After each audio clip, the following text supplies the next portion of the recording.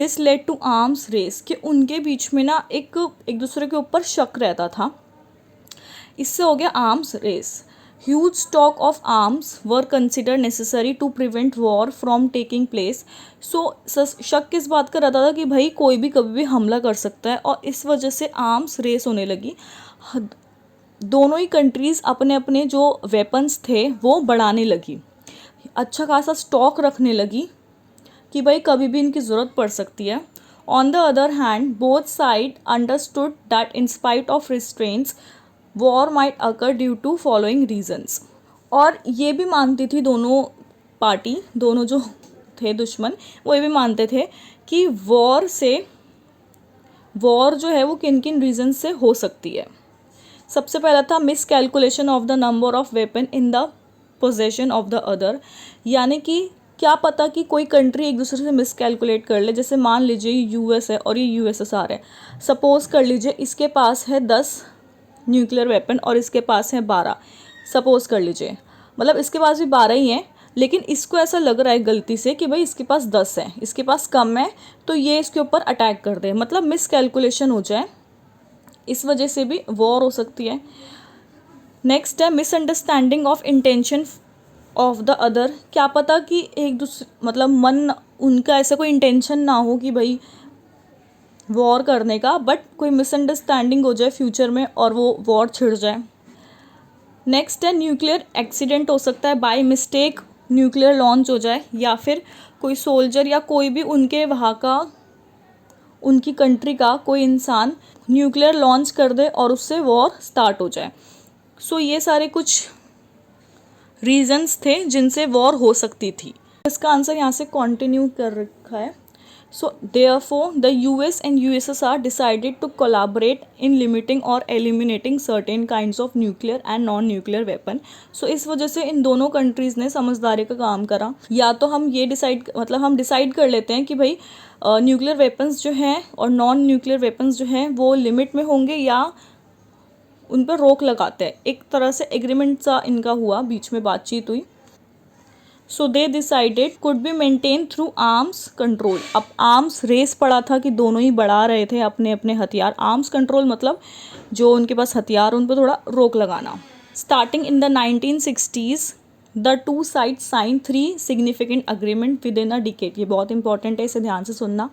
3 उन्होंने agreement sign किए थे। एक था limited test ban treaty, nuclear non proliferation treaty, anti ballistic missile treaty.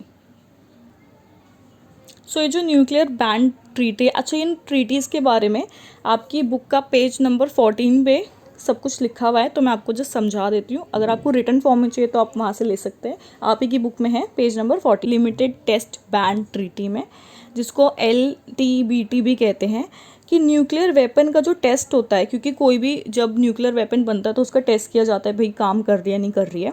सो उसको थोड़ा बैन कर दिया गया कि भाई एटमॉस्फेयर पे, आउटर स्पेस पे, अंडर वाटर पे, यानी कि पानी के नीचे, इन सब जगहों पे नहीं होगा, इसको बैन कर दिया गया।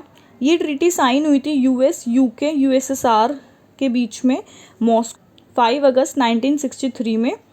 सो आपको इतना डिटेल में समझने की ज़रूरत नहीं कि कब कब साइन हुई थी। अगर याद रख पाते हो तो वेल एंड गुड, अच्छी बात है बहुत, लेकिन फिर भी अगर नहीं रख पाते हो तो एटलीस्ट नाम तो याद रखो और उसमें था कि ये याद रखना। नेक्स्ट है न्यूक्लियर नॉन प्रोलिफरेशन ट्रीटी।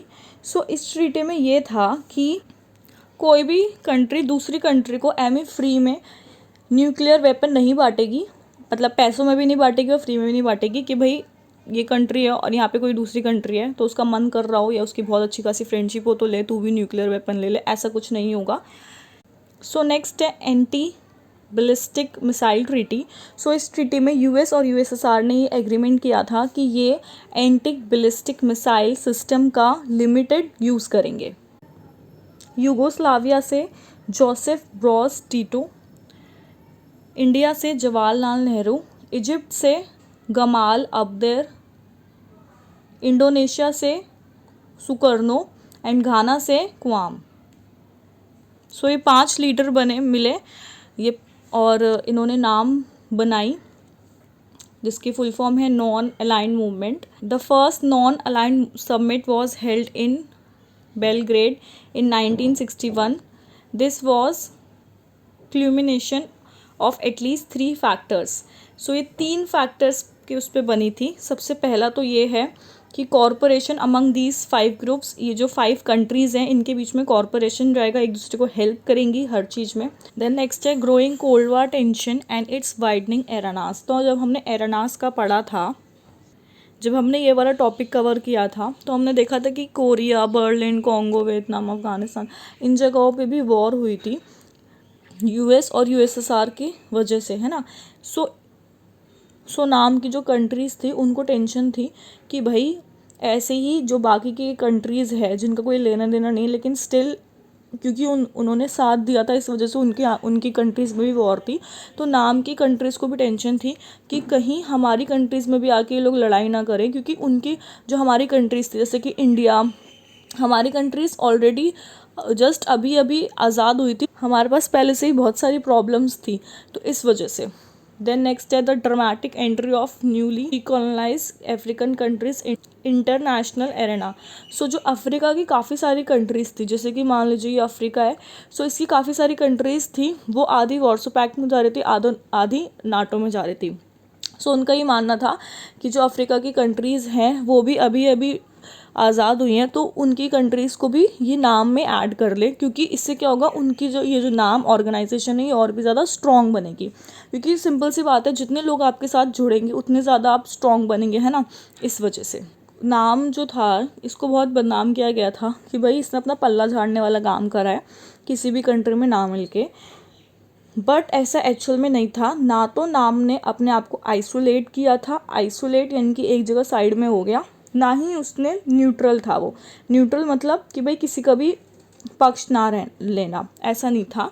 नाम ने बहुत ही इंपॉर्टेंट रोल प्ले किया है, जैसे कि in reducing cold war conflict and averting some grave crisis. जैसे हमारे तरफ से जवाहरलाल नेहरू जी ने एक बहुत ही इम्पॉर्टेंट रोल प्ले किया था इन मेडिटेटिंग वॉर ऑफ 2 कोरियाज. जब कोरिया के बीच में लड़ाई हुई थी साउथ और नॉर्थ कोरिया में, तो जवाहरलाल नेहरू जी ने बहुत ही इम्पॉर्टेंट रोल प्ले किया था उस वॉर में. अब हम पढ़ेंगे न्यू इंटरनेशनल इकोनॉमिक ऑर्डर. सो यार देखो, माना कि हमारी खुद की कंट्री नाम की मेंबर थी, और नाम जो थी वो उन कंट्रीज़ में से थी जो अभी अभी आज़ाद हुई है, लेकिन ये भी सच है कि हम बहुत ज़्यादा उस टाइम पे प्रॉब्लम्स से घिरे हुए थे, क्योंकि हमारे पास गरीबी बहुत ज़्यादा थी. जैसे नाम की काफ़ी सारी कंट्रीज़ को कैटेगराइज किया गया as the least developed country, LDC इसकी शॉर्ट फॉर्म है. सो लीस्ट डेवलप्ड कंट्रीज़ वो कंट्रीज़ जहाँ पे डेवलपमेंट बिल्कुल ही नहीं है. तो जो डेवलप्ड कंट्रीज़ थी उनको पता नहीं कैसे उनके दिल में थोड़ी अच्छी सी चीज़ आ गई, तो उन्होंने ये फैसला करा कि जो हम लोग हैं ये हमारी मदद करेंगे. हम लोग जैसे कि जो और भी लीस्ट डेवलप्ड कंट्रीज़ आती हैं जिसके अंदर यानी कि जो अभी अभी आज़ाद हुई हैं और जिनकी इकोनॉमिक हालत कुछ खास अच्छी नहीं है, सो ये लोग इनकी मदद करेंगे. ये जो डेवलप्ड कंट्रीज़ हैं ये इन कंट्रीज़ की मदद करेंगे. So the United nation conference on trade and development UNCTAD brought out a report इन 1972. सो ये जो है UNCTAD, इसकी फुल फॉर्म याद कर लेना, और ये कहीं बुक वगैरह में या नोट्स में या जहाँ पे भी आप कॉपी रजिस्टर कुछ भी लेके बैठे हो उसमें लिख लेना, उसी टाइम लिख लिया करो, बाद में ध्यान नहीं रहता. सो या तो उसका स्क्रीनशॉट ले लो. सो 1972 में UNCTAD इसने एक रिपोर्ट निकाली जिसका नाम था towards a new trade policy for development. यानी कि जो LDC थे ना, यानी कि लीस्ट डेवलप्ड कंट्रीज़, उनके लिए एक रिपोर्ट निकाली. इन्होंने क्या बोला कि ये लोग मदद करेंगे, give the LDC control over their natural resources exploited by the developed west country. यानी कि मान लो ये कंट्री है, कोई एक LDC की कोई कंट्री है, सो इसके जो भी रिसोर्सेज है ना, ये अपने रिसोर्सेज खुद अपने हिसाब से यूज़ करे, ऐसा राइट दिया जाए. सेकेंड है obtain access to western market so that the LDC could sell their products and make trade more beneficial for the poorer country. कि जो वेस्टर्न मार्केट्स हैं उन पे वो इजीली एक्सेस कर पाएँ और जो LDC कंट्रीज़ हैं ये वेस्टर्न मार्केट्स में जाएं और वहाँ पे अपना सामान बेच पाएँ, जिससे उनकी जो कंट्री है इन कंट्रीज़ की जो हालत है वो थोड़ी बेटर हो जाए। थर्ड है reduce the cost of technology from the western country वाले जो हैं वो अपनी टेक्नोलॉजी की कॉस्ट कम कर दें, सो दैट जो हमारी जो LDC है उसको दिक्कत ना पड़े। देन है provide the LDCs with the greater role in international economic institution. So LDC को काफ़ी अच्छा खासा रोल देना इन international economic institution.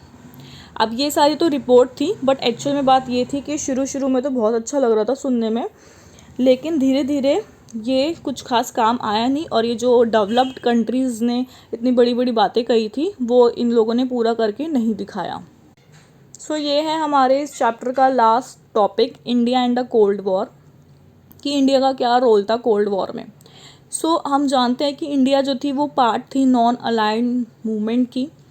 So non aligned movement allow India to take international decision and stances that serves its interest rather than interest of the super power and their allies. So India को क्या benefit मिला non alignment के साथ जुड़ने का? ये benefit मिला कि इंडिया ने अपने डिसीजन अपने कंट्री के इंटरेस्ट के हिसाब से लिए, ये ना देखते हुए कि भाई जो सुपर पावर है उनके लिए क्या बेनिफिट है। उन्होंने ये देखा कि अपनी कंट्री के लिए क्या बेनिफिट है और उन्होंने अपने डिसीजन उसी के अकॉर्डिंग लिए। India was often able to balance one superpower against the other. Neither alliance system could take India for granted or bully it. So India ने ऐसा नहीं है कि बिल्कुल ही अवॉइड कर दिया, नहीं। मैं जैसे कि मैंने पहले बताया था कि काफ़ी वॉर को रुकवाने में भी हेल्प की थी और उसने बैलेंस बना के रखा सुपर पावर में। किसी एक कंट्री से दुश्मनी नहीं ली और ऐसा भी नहीं दिखाया कि वो बिल्कुल कमज़ोर हैं। तो किसी भी कंट्री ने इंडिया को ग्रांटेड भी नहीं लिया और बुली भी नहीं किया। देन इसका है क्रिटिज़म कि भाई अब थोड़ा बहुत तो सुनने को मिलता ही है, जब आप कहीं पे भी स्टैंड नहीं लोगे अपना, तो इंडिया ने क्या क्या चीज़ें फेस की उस टाइम पे।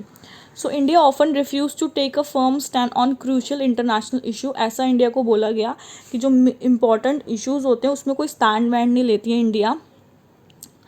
देन नेक्स्ट था India sign the treaty of friendship in August 1971 with the USSR for 20 years. So India ने USSR के साथ ट्रीटी ऑफ फ्रेंडशिप साइन कर दी थी 20 साल की। और ऐसा बोला जाता है कि भाई अगर तुमने ये बोल रखा था कि ना तुम USSR के सगे हो ना US के, तो फिर ये ट्रीटी साइन क्यों हुई? तो एक्चुअल में ये ट्रीटी साइन इसलिए हुई थी क्योंकि जैसे कि हम जानते हैं कि पाकिस्तान और US की बहुत अच्छी खासी दोस्ती थी, है ना। तो जब 1971 में पाकिस्तान से हमारी लड़ाई हुई थी तो पाकिस्तान ने जाके US से मदद मांगी। अब US इंडिया पे अटैक करने ही वाला था क्योंकि US और पाकिस्तान उस टाइम पे बहुत अच्छे थे और पाकिस्तान जो था वो मेंबर था नाटो का। सो US इंडिया पे अटैक करने ही वाला था। तो इंडिया चला गया USSR के पास और उसने साइन कर ली ट्रीटी ऑफ फ्रेंडशिप। और उसी टाइम USSR ने क्या करा, जैसे ये इंडिया है सो यहाँ पे अपनी मिसाइल्स रख दी कि अगर अगर US यहाँ से अटैक करता सो USSR भी यहाँ से पाकिस्तान पे अटैक करता और वहाँ से फिर US पे अटैक करता। तो इस वजह से US डर के मारे चला गया, वापस पीछे हट गया और इसलिए पाकिस्तान और इंडिया की आपस में ही लड़ाई हुई और किसी देश ने उसमें बीच में घुसे नहीं और ऐसे ही हमारा इंडिया जीत गया था। सो इस वजह से ये ज़रूरी था इंडिया को USSR के साथ ट्रीटी ऑफ फ्रेंडशिप साइन करना, नहीं तो फिर हम पाकिस्तान से हार सकते थे और इंडिया का बहुत नुकसान हो जाता अगर US हम पे अटैक करता। सो ये था हमारा chapter the cold war era. और आगे चल के आगे की वीडियोस में हम इस चैप्टर के 1 mark 3 mark and 5 mark question भी डिस्कस करेंगे। अगर आपको इसमें कोई डाउट हो तो आप मुझसे कमेंट सेक्शन पूछ सकते हैं, मैं पूरी कोशिश करूँगी रिप्लाई करने की। And thanks for watching.